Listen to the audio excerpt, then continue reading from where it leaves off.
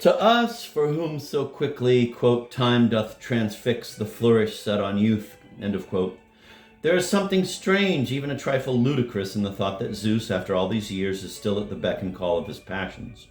And it seems anyhow lamentable that he has not yet gained self-confidence enough to appear in his own person to the lady of his choice, and is still at pains to transform himself into whatever object he deems likeliest to please her. To Clio, suddenly from Olympus, he flashed down in the semblance of King Lake's, quote, Invasion of the Crimea, end of quote. 4 volumes, large 8-volume half-calf. She saw through his disguise immediately, and with great courage and independence bade him begone. Rebuffed, he was not deflected. Indeed, it would seem that Clio's high spirit did but sharpen his desire. Hardly a day passed, but he appeared in what he hoped would be the irresistible form, a recently discovered fragment of Polybius, an advance copy of the forthcoming issue of, quote, the Historical Review, end of quote, the notebook of Professor Karl Wortschlaffen. One day, all prying Hermes told him of Clio's secret addiction to novel reading. Thenceforth, year in, year out, it was in the form of fiction that Zeus wooed her. The sole result was that she grew sick of the sight of novels and found a perverse pleasure in reading history. These dry details of what had actually happened were a relief, she told herself, from all that make-believe. One Sunday afternoon, the day before that very Monday on which this narrative opens, it occurred to her how fine a thing history might be if the historian had the novelist's privileges. Suppose he could be present at every scene which he was going to describe, a presence invisible and inevitable, and equipped with power to see into the breasts of all the persons whose actions he set himself to watch. While the muse was thus musing, Zeus, disguised as Miss Annie S. Swan's latest work, paid his usual visit. She let her eyes rest on him. Hither and thither she divided her swift mind, and addressed him in winged words. Zeus, father of gods and men, cloud compeller, what wouldst thou of me? But first will I say what I would of thee, end of quote. And she besought him to extend to the writers of history such privileges as are granted to novelists. His whole manner had changed. He listened to her with the massive gravity of a ruler who never yet has allowed private influence to obscure his judgment. He was silent for some time after her appeal. Then, in a voice of thunder which made quake the slopes of Parnassus, he gave his answer. He admitted the disabilities under which historians labored. But the novelists, were they not equally handicapped? They had to treat of persons who never existed, events which never were. Only by the privilege of being in the thick of those events and in the very bowels of those persons could they hope to hold the reader's attention. If similar privileges were granted to the historian, the demand for novels would cease forthwith, and many thousand of hard-working, deserving men and women would be thrown out of employment. In fact, Clio had asked him an impossible favor, but he might, he said he conceivably might, be induced to let her have her way just once. In that event, all she would have to do was to keep her eye on the world's surface, and then so soon as she had reason to think that somewhere was impending something of great import, to choose an historian. On him straightway Zeus would confer invisibility, inevitability, and psychic penetration with a flawless memory thrown in.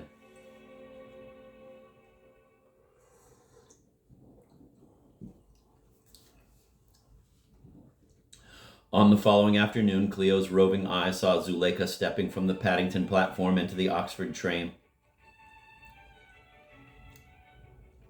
A few moments later, I found myself suddenly on Parnassus. In hurried words, Clio told me how I came there and what I had to do. She said she had selected me because she knew me to be honest, sober, and capable, and no stranger to Oxford. Another moment, and I was at the throne of Zeus. With a majesty of gesture which I shall never forget, he stretched his hand over me, and I was endued with the promised gifts. And then, lo! I was on the platform of Oxford Station. The train was not due for another hour, but the time passed pleasantly enough. It was fun to float all unseen, to float all unhampered by any corporeal nonsense up and down the platform. It was fun to watch the inmost thoughts of the station master, of the porters, of the young person at the buffet. But of course I did not let the holiday mood master me. I realized the seriousness of my mission. I must concentrate myself on the matter in hand. Miss Dobson's visit. What was going to happen? Prescience was no part of my outfit. From what I knew about Miss Dobson, I deduced that she would be a great success. That was all. Had I had the instinct that was given to those emperors in stone and even to the dog Corker, I should have begged Cleo to send in my stead some man of stronger nerve. She had charged me to be calmly vigilant, scrupulously fair.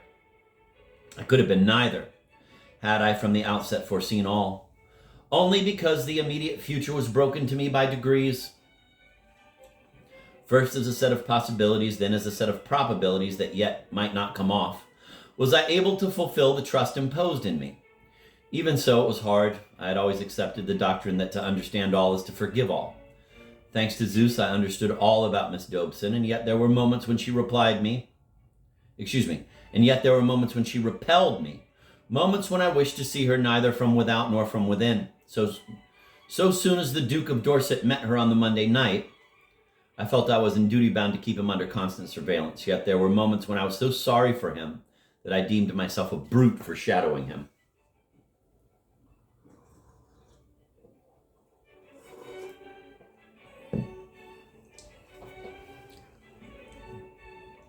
Ever since I can remember, I have been beset by a recurring doubt as to whether I be or be not quite a gentleman.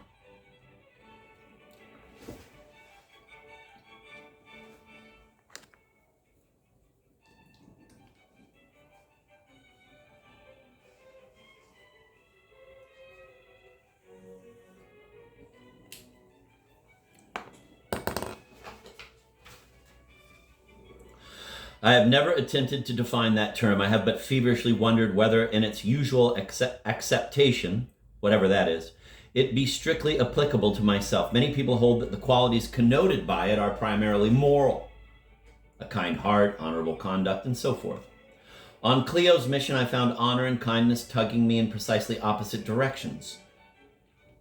Insofar as honor tugged the harder, was I the more or the less gentlemanly? But the test is not a fair one. Curiosity tugged on the side of honor. This goes to prove me a cad? Oh, set against it the fact that I did at one point betray Cleo's trust. When Miss Dobson had done the deed recorded at the close of the foregoing chapter, I gave the Duke of Dorset an hour's grace. I could have done no less in the lives of most of us as some one thing that we would not after the lapse of how many years soever confess to our most understanding friend, the thing that does not bear thinking of, the one to be forgotten, the unforgettable thing.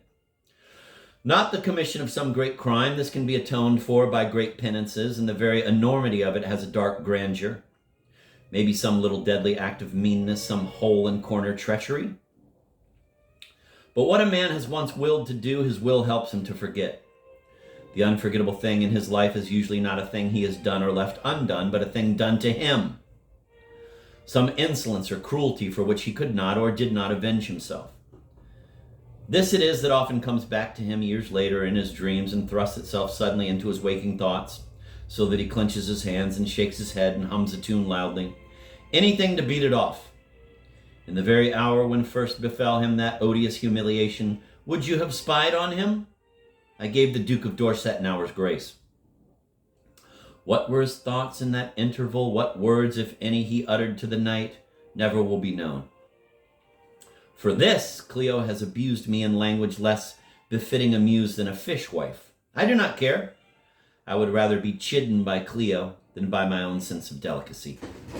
Any day.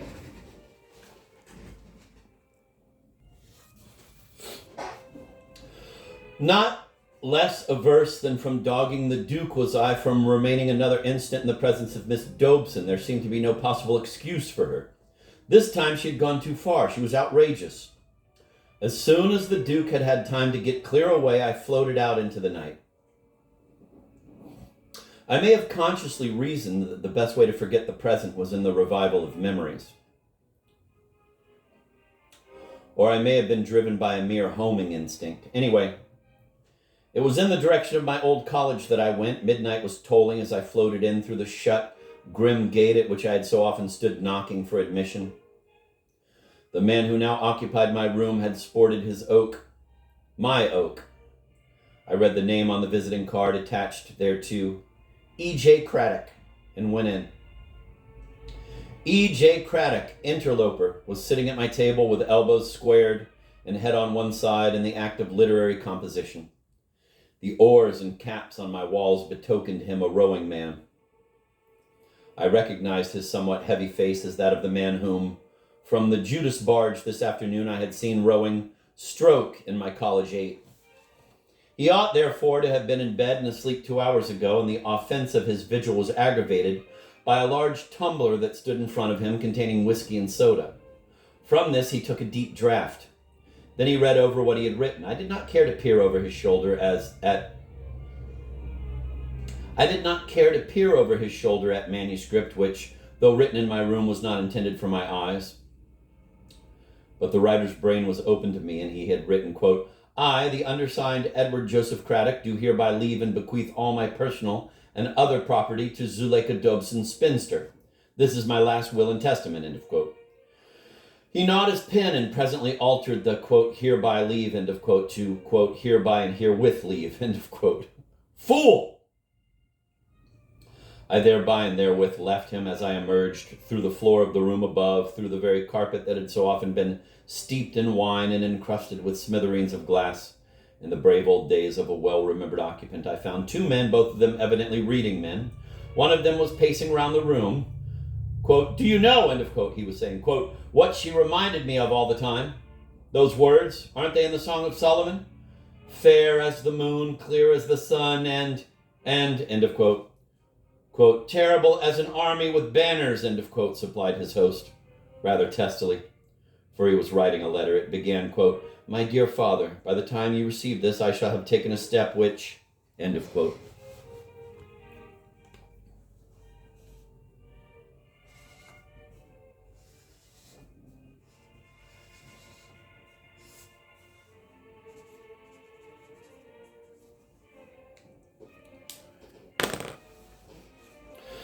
Clearly it was vain to seek distraction in my old college. I floated out into the untenanted meadows. Over them was the usual coverlet of white vapor trailed from the Isis right up to the Merton wall.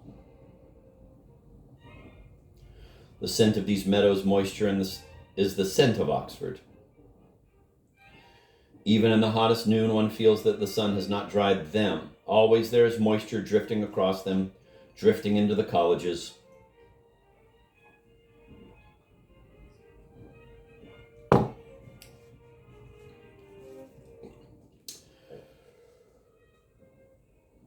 It, one suspects, must have had much to do with the evocation of what is called the Oxford spirit, that gentlest spirit, so lingering and searching, so dear to them who as youths were brought into kin of it, so exasperating to them who were not. Yes, certainly it is this mild, miasmal air, not less than the gray beauty and gravity of the buildings, that has helped Oxford to produce and foster eternally her peculiar race of scholar-artists. The undergraduate, in his brief periods of residence, is too buoyant to be mastered by the spirit of the place. He does but salute it and catch the manner. It is on him who stays to spend his maturity here that the spirit will in its fullness gradually descend. The buildings and their traditions keep astir in his mind whatsoever is gracious. The climate, enfolding and enfeebling him, lulling him, keeps him careless of the sharp, harsh, exigent realities of the outer world. Careless? Not utterly. These realities may be seen by him. He may study them, be amused or touched by them, but they cannot fire him. Oxford is too damp for that. The movements made there have been no more than protests against the mobility of others. They have been without the dynamic quality implied in their name. They have been no more than the size of men gazing at what other men had left behind them, faint, impossible appeals to the god of retrogression, uttered for their own sake and ritual rather than with any intent that they should be heard. Oxford, that lotus land, saps the willpower, the power of action. But in doing so, it clarifies the mind, makes larger the vision, gives, above all, that playful and caressing suavity of manner which comes of a conviction that nothing matters except ideas, and that not even ideas are worth dying for, inasmuch as the ghosts of them slain seem worthy of yet more piously elaborate homage than can be given to them in their heyday.